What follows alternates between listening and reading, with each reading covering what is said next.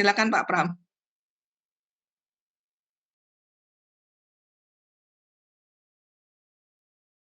Baik, terima kasih Bu Yeni, Mbak Yeni atas waktu yang diberikan kepada saya.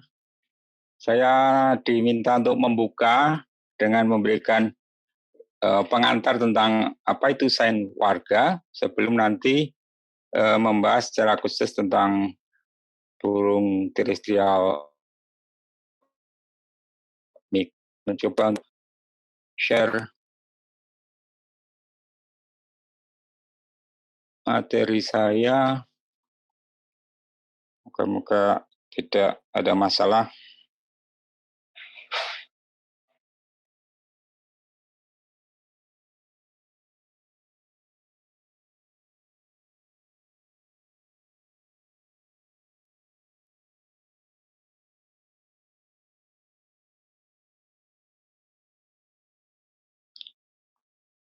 Oke, apakah sudah muncul PPT saya? Sudah, Pak. Sudah ya. Baik, saya akan mulai dengan pemahaman sains warga atau citizen science yang ini menjadi suatu program atau mungkin juga suatu gerakan yang mulai populer paling tidak 10 tahun terakhir. Dan ada beberapa istilah yang digunakan sinonim atau nama lain dari citizen science, yaitu ada community science, ada crowd science, ada crowdsourced science, civic science, volunteer monitoring, dan mungkin ada yang lain lagi gitu ya. Nah, intinya ini sebetulnya ada banyak definisi atau pengertian sebetulnya. Ini ada pengertian yang paling sederhana yang saya paling suka ini, yaitu the involvement of volunteers in science. Gitu ya. Jadi bagaimana partisipasi volunteer di dalam sains, dalam ilmu. Ada pengertian yang menarik juga. Ada yang ini ada bagian dari demokratisasi sains, karena selama ini paling tidak dalam satu abad terakhir sains itu namanya menjadi hak eksklusif para ilmuwan akademisi di universitas atau di lembaga-lembaga penelitian gitu ya.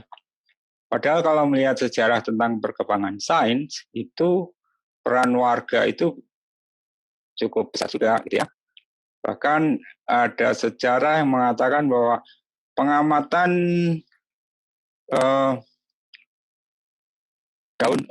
bunga sakura di Jepang kapan mulai berbunga itu merupakan bentuk citizen science yang paling tua itu ya. Kemudian di bidang-bidang lain kita lihat di astronomi juga kita ketahui ada beberapa kelompok astronomi amatir. Kemudian di oceanografi juga ada, bahkan di sejarah juga ada, di Coral ada program reef check yang melibatkan banyak sekali diver yang bukan ilmuwan. Kemudian di hewan daratan ada butterfly count, dan juga untuk khusus burung bahkan bird count itu di Amerika Christmas bird count sudah mulai sejak awal abad 19 gitu ya. Dan menarik juga ini bahwa sekarang ada pandemi COVID-19 itu juga digunakan juga peran warga di dalam mengumpulkan dan juga menganalisis tentang pandemi ini. Sehingga diharapkan nanti dari situ bisa membantu di dalam pencarian obat dan mengatasi masalah itu. Gitu ya. Nih, dilihat dari proses penyusunan sampai analisis citizen science itu bisa dikategorikan menjadi 3 utama. Ini tidak terlepas dari sejauh mana partisipasi warga. Yang pertama yang disebut dengan contributory, di mana warga berpartisipasi masih terbatas dalam mengkoleksi sampel dan juga menganalisis sampelnya sebelum dikirim ke pengelola program. Kemudian ada yang program kolaboratif, lebih banyak tahapan yang diikuti oleh warga, termasuk dalam hal perencanaan, desain, metode koleksi data, dan kemudian yang terakhir yang disebut dengan co-creative. Jadi hampir semua proses program ini dilibatkan atau warga terlibat dalam prosesnya. Nah, dari beberapa yang sudah ada di Indonesia, penelitian awal saya melihat bahwa program-program citizen science di Indonesia itu masih pada yang kelompok yang pertama itu ya. Jadi warga masih terbatas keterlibatannya dalam koleksi data saja. Nah, sekarang kita masuk khusus ke burung di Indonesia ya.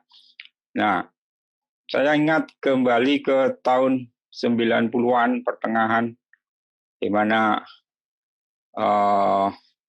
waktu itu masih Asian Wetland Bureau ya yang membuat program AWC, dan saya ikut berpartisipasi masih dengan model pakai hard copy ya. Kita mengajukan diri untuk menjadi volunteer dan dikirimi form untuk diisi, dan setelah itu dikirim lagi lewat pos itu ya. Nah, sekarang sudah berkembang, dan ini nanti Mas Ragil akan lebih detail menjelaskan itu. Dan kemudian setelah adanya jaringan peneliti dan pemerhati raptor di Asia, di Indonesia juga mulai berkembang pengamatan burung raptor, dan nanti Mas Asman akan menjelaskan ini ya. Kemudian untuk burung pantai ada program monitoring burung pantai, ini Mas Iwan nanti ya yang akan lebih detail menjelaskan. Kemudian Kutilang dan beberapa teman di Jawa mencoba membuat beberapa program yang melibatkan para pengamat burung seperti Palang Jawa, juga Bu Harti ini pengamatan burung pada Hari Batik Nasional, dan kemudian dengan backpacker dan burung Indonesia yang juga terkait juga dengan program Atlas Burung Indonesia, ada Big Year tahun 2017. Kemudian pada Januari lalu ada Big Month yang nanti ini detail akan dibahas oleh Mas Panji ya. Nah, dengan adanya aplikasi smartphone itu sangat memudahkan program-program citizen science, terutama dalam pelaporan, ya, karena dengan kita mendownload dan menginstal itu, misalnya eBird untuk yang global, kita dengan mudah untuk melaporkan hasil pengamatan kita, dan juga di situ ada panduan juga untuk identifikasinya ya. Demikian juga dengan burung Indonesia yang ini termasuk aplikasi yang sangat penting dan mempunyai peran signifikan dalam perkembangan citizen science di Indonesia. Ya, Mas Wis dan kawan-kawan yang mengembangkan ini, dan juga penelitian dia tentang aplikasi, penggunaan aplikasi ini juga nanti barangkali Mas Panji bisa lebih detail kan. Saya mencoba untuk membuat informasi tentang citizen science dengan web sekitar 3 tahun yang lalu, walaupun saya kurang rajin untuk mengupdate ini ya. Saya coba untuk memberi nama Citizen Science Indonesia, dan ini saya harapkan nanti saya sudah beli domain yang ID, jadi ada citizenindonesia.id yang sebentar lagi moga-moga bisa saya migrasi ke sana.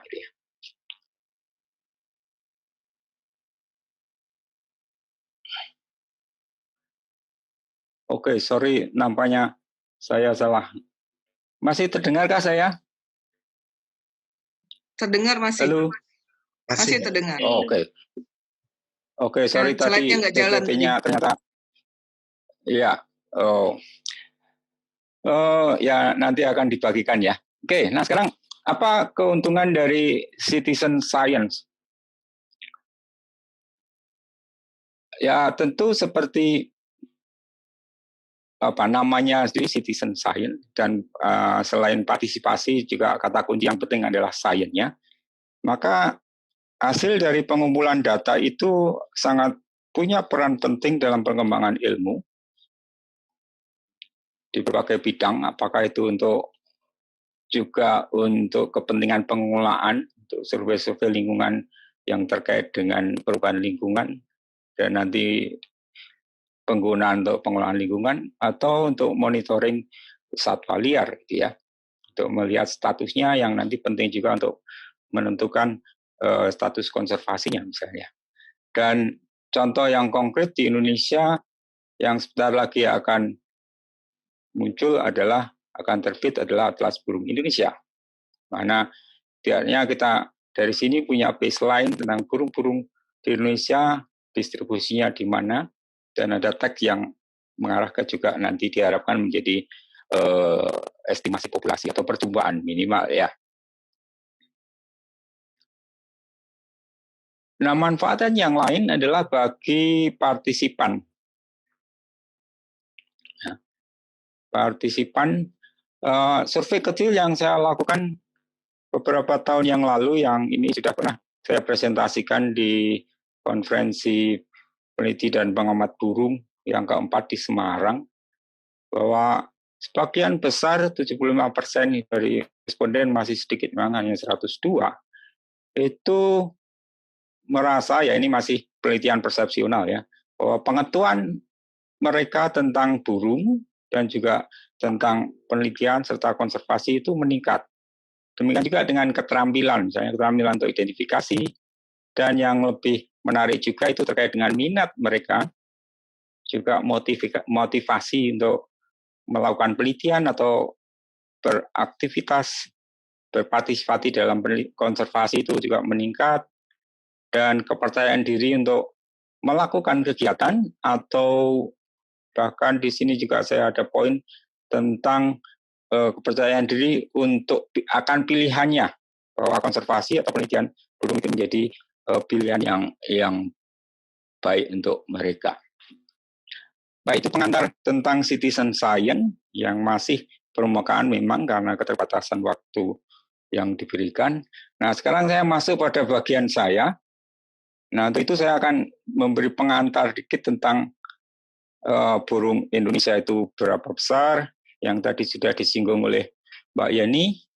Nah, kalau kita melihat referensi yang ada, kita punya daftar burung Indonesia kedua yang perlu segera diupdate. Kemudian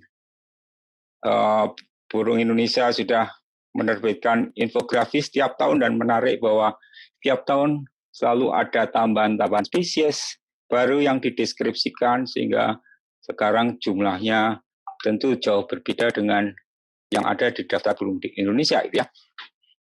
Nah, saya tidak mendapatkan data detail dari burung Indonesia, sehingga saya menggunakan data dari DBI untuk mencoba berapa sih jumlah burung migran di Indonesia. Ya, karena ini ada data lama, saya gunakan presentasi saja. Ya, sekitar 150-an spesies burung migran, itu berarti 9% burung Indonesia itu adalah burung migran. Dan kalau dilihat komposisinya yang menjadi topik bahasan kita hari ini, klasifikasi tadi, burung laut itu paling banyak 25%. Ya, sayang hari ini tidak ada awak. Moga-moga nanti Mbak Noni ada waktu sedikit untuk sharing tentang burung migran laut. Kemudian burung pantai 26%, burung terestrial 18%, burung raptor 17%, dan burung air 14%. Ya, nah, saya akan mulai dengan burung air. Oke. Burung terestrial.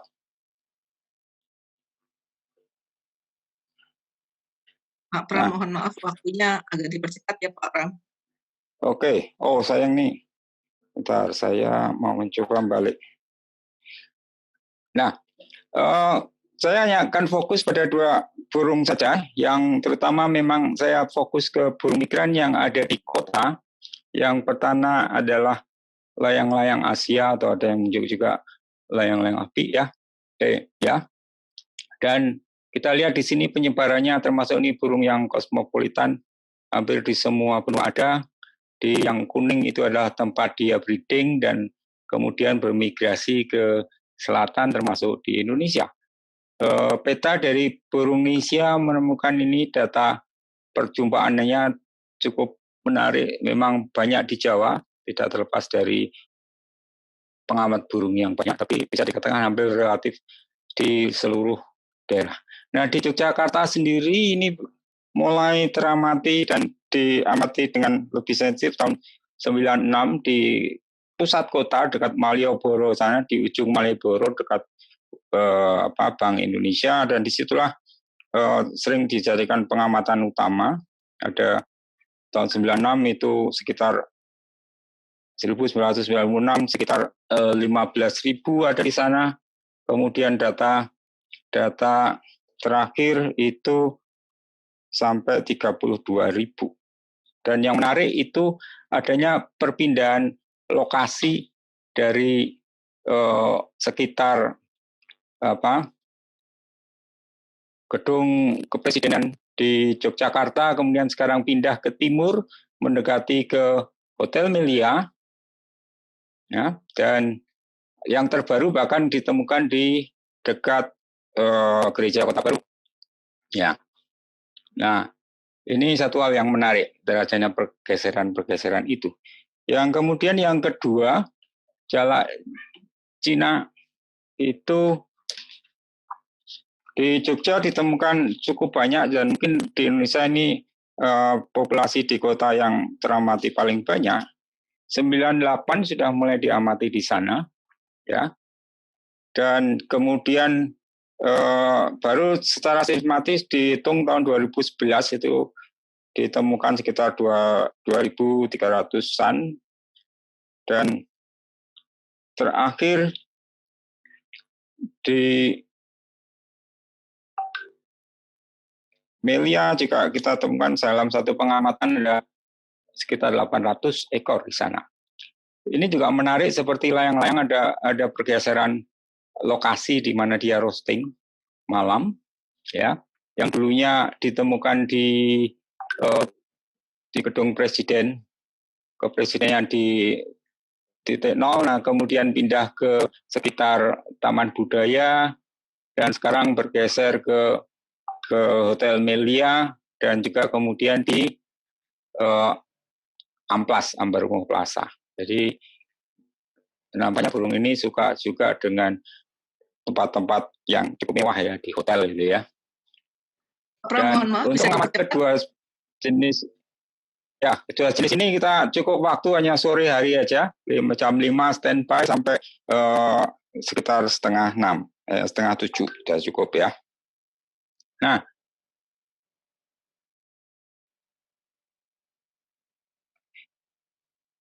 selama ini kita hanya terbatas pada menghitung burung dan di mana ditemukan. Ada beberapa hal yang perlu kita perhatikan. Kita bisa juga melihat beberapa penelitian bioekologi yang lain ya, apakah itu terkait dengan fidelity dan sebagainya, dan menggunakan beberapa peralatan yang mungkin selain pengamatan langsung kita bisa menggunakan otomatis recording unit, atau mungkin kita mulai bekerjasama menggunakan radar, jaringan radar, atau kita koleksi kotorannya, kemudian kita analisis makanannya apa dengan biologi molekuler.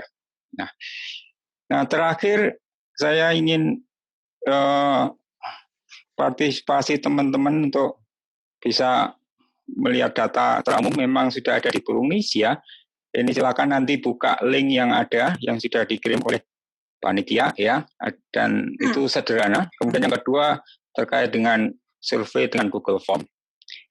Demikian pengantar diskusi dari saya. Terima kasih. Mohon maaf jika kelebihan waktunya. Terima kasih. Saya kembalikan Mbak Yeni.